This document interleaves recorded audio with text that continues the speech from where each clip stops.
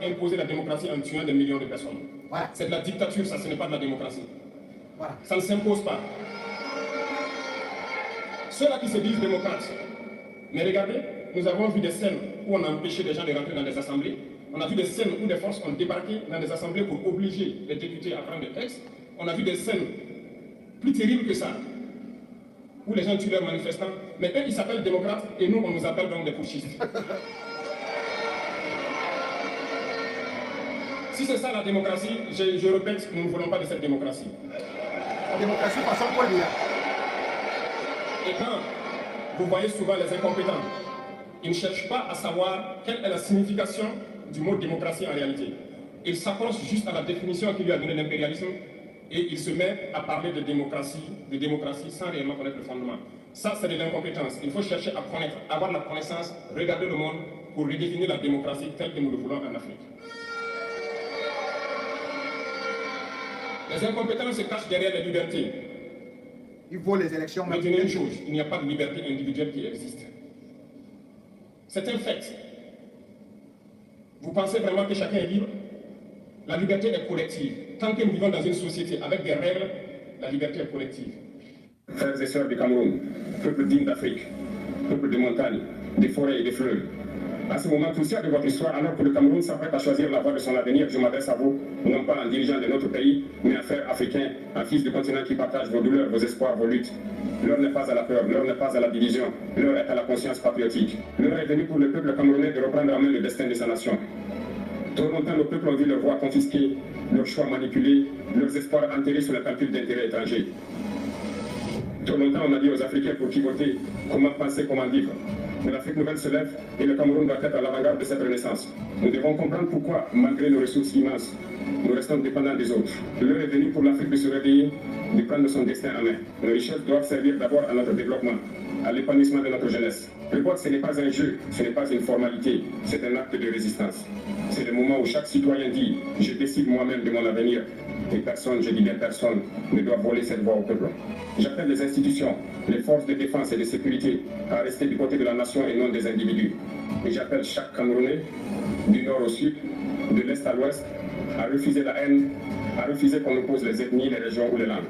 Car le Cameroun est un et indivisible. L'Afrique a besoin d'un Cameroun fort, stable et souverain. Un Cameroun où la jeunesse ne fuit plus, où les anciens conseillent avec sagesse, où les dirigeants écoutent avec humilité. Un Cameroun qui, demain, marchera aux côtés du Burkina, du Mali, du Niger, du Congo, du Sénégal, de toute l'Afrique libre. Si le peuple camerounais se tient debout, aucune puissance étrangère ne pourra décider à sa place. Si la jeunesse se mobilise dans la paix et la vigilance, aucune fraude ne pourra renverser la volonté du peuple. Je vous le dis avec le cœur d'un frère de combat. L'Afrique de demain ne se construira pas avec des mots, mais avec le courage des peuples. Et aujourd'hui, ce courage, c'est à vous, Camerounais, de le montrer au monde. Que Dieu bénisse le Cameroun. Que Dieu bénisse l'Afrique libre et digne. Que Dieu bénisse le Cameroun et peut-être beaucoup de prières avec des imams qui ne sont pas corrompus et qui ont pris une véritable position. En ce moment, c'est difficile, où des meurtriers, des assassins sont bel et bien en train de confisquer le pouvoir. Il faudrait que chaque Camerounais sache que il devrait lui-même savoir comment se détacher de là où il est condamné, d'enlever ses chaînes, de ne pas rester esclave. Il faut d'abord céder. Et céder, c'est revendiquer. C'est droit. Vous avez voté. Et vous savez pour qui vous avez voté. Il est hors de question qu'on vous confisque votre suffrage. Il est hors de question qu'on vous bloque dans une maison, qu'on détourne votre avenir. Il est hors de question qu'on vous impose un vieillard. Il est hors de question que votre avenir se joue, surtout en pointillé, dans la mesure où vous l'avez suivi avec Tikenja. Si Paul Biya venait à mourir, il y aura une guerre sanglante au Cameroun. Et votre avenir va sombrer. Parce que eux, ils ont des grandes clôtures. Ils ont des possibilités de s'envoler. Vous, non. Vous avez déjà trop souffert. Vous avez trop supporté. Vous avez trop regardé. Vous êtes trop moqué déjà. Mais aussi, il existe un moment où il faut se lever. Vous ne pouvez pas rester couché. Vous devez prendre actuellement votre chemin. Le chemin de la liberté. Je vais vous demander d'écouter même cet imam. qui, bien évidemment, est sur cette lancée. Mesdames et messieurs, tout en espérant que le peuple camerounais sera conscient, comme les autres, et va prendre son destin en main, je continue à vous dire, comme un bon chrétien, aide-toi et le ciel t'aidera. Chiroma ne viendra pas chez toi, te libérer toi seul. Il a fait 2, 3, 4 pas. C'est à toi de continuer. Louange à Dieu, Seigneur de monde, de tout miséricordieux et de très miséricordieux. Que la paix et le salut soient accordés à son messager Mohammed, le meilleur de tous les temps, sur ses compagnons et sur tous ceux qui suivent leur chemin, le chemin de la vérité jusqu'à la fin du monde. Mes chers compatriotes camerounais, je prends la peine encore une fois de plus, au nom des imams, pour parler des inquiétudes par rapport à l'élection du 12 octobre 2025. Nous apportons notre apport, modeste qu'il soit, afin de participer à la stabilité de notre cher et beau pays, le Cameroun. Le Cameroun est un grand héritage que nos ancêtres ont construit et que nous sommes tous obligés de veiller à sa continuité. Cette fois-ci, je m'adresse à nos dirigeants, ceux qui détiennent les rênes du pouvoir.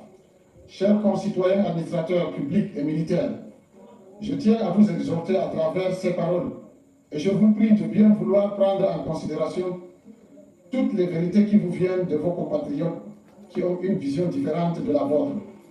Parfois, les experts en question de sécurité vous interpellent.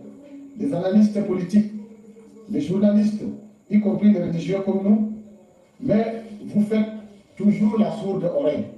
Faites attention avec les informations que des personnes profitant de vos pouvoirs vous rapportent. Ne suivez pas leur flatterie. Vous êtes responsable de toute une nation, et non d'une partie de la nation. Une société mal informée est toujours vouée à l'échec.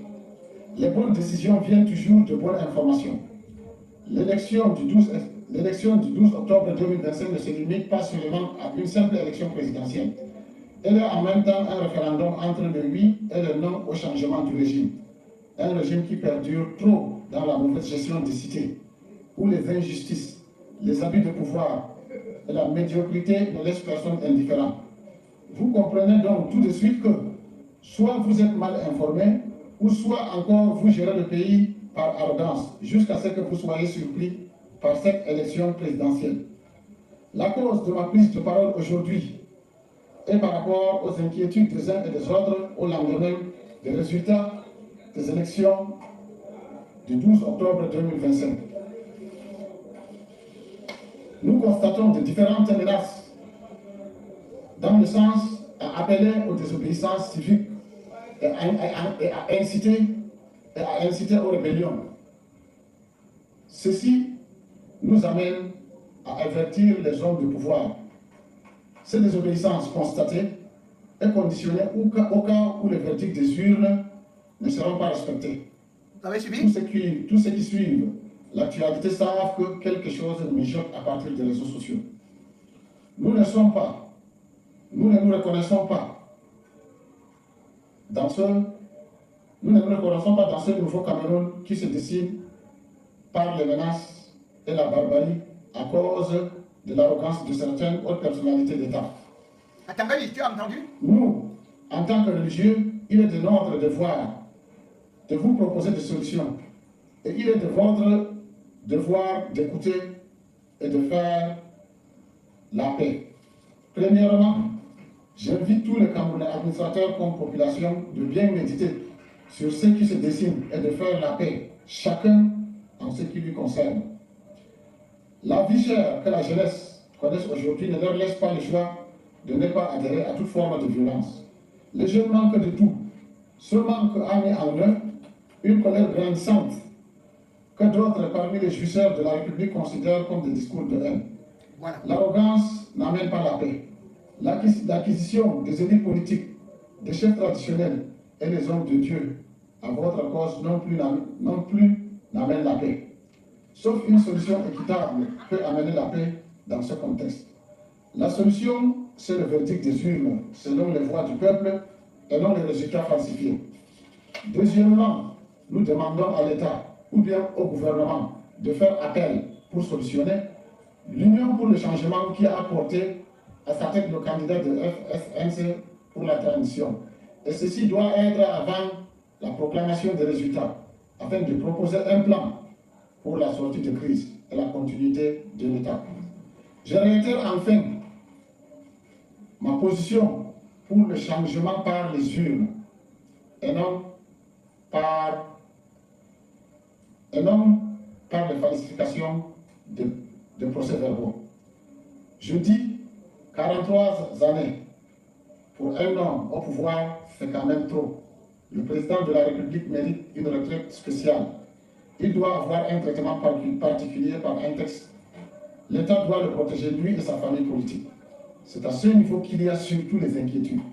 Le Cameroun doit continuer à pas sûr, sans rancœur ni sécession.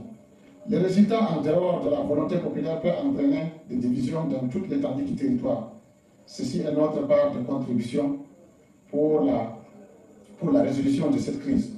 Que la paix de Dieu soit sur le Cameroun, que la sagesse des uns et des autres dirige ce pays. Vive le Cameroun uni, que la paix et la bénédiction de Dieu soient sur ses messagers. La paix, difficile en ce moment, puisque à Garoua, il faut se dire que ça chauffe et les manifestants, répondant aux tirs d'armes, ont déjà commencé à détruire les caméras de surveillance qui sont cassées. Le recteur de l'université de Garoua a d'ailleurs suspendu les cours de mercredi à vendredi 24 octobre en attendant voir si le calme reviendrait pendant le week-end, et ceci à la demande également de Jacques Famondongo. Pendant ce temps, Issa Chiroma devrait prendre normalement parole, mais assure déjà, confirme qu'il est victorieux, qu'il a gagné l'élection présidentielle au regard de tout ce que nous parlons comme compilation des résultats.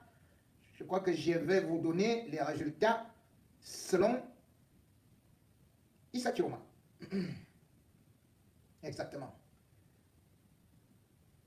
Issa Chiroma remporte donc l'élection avec 54,8% de voix.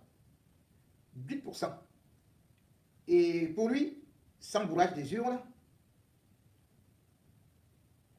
il affirme qu'il obtient 1 227 271. Paul Biya, 31%. Paul Biya n'a même pas 1 million de voix vérifiables. Donc, c'est 700 680. Et également, dans ces manifestations, je vous ai montré des tirs à balles réelles, ça ne blague pas. Et il y a déjà un mort, et ça risque de s'aggraver à Garoua. Les forces de sécurité donc ont ouvert le feu. Et une jeune femme sous le nom de Zouhaïra a été mortellement blessée. Elle est morte. Donc, il y a des vidéos très violentes que je ne peux pas me permettre de vous présenter en ce moment. Mais malheureusement, c'est ce que nous avions déjà prédit. Nous avions demandé à ces gens qui attisaient le feu de faire attention que ça risque de s'embraser. Ouvrir le feu en début de manifestation, alors qu'il n'y a même pas encore la proclamation du résultat, c'est dire que cette fois, écoutant d'ailleurs l'imam de Maroua, le quoi Modibo Kader, qui était en train de passer tout de suite, et directement j'ai mis cette affiche noire pour dire mon pays